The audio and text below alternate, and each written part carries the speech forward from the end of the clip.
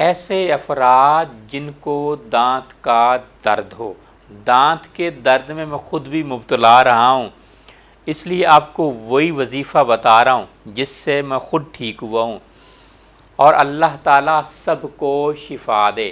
سورۃ الملک آیت نمبر 23 ہے۔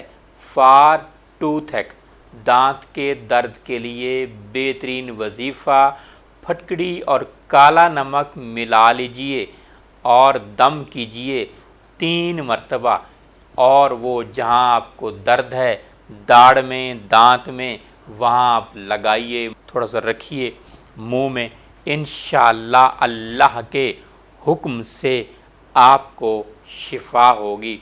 انشاءاللہ the pain will vanish۔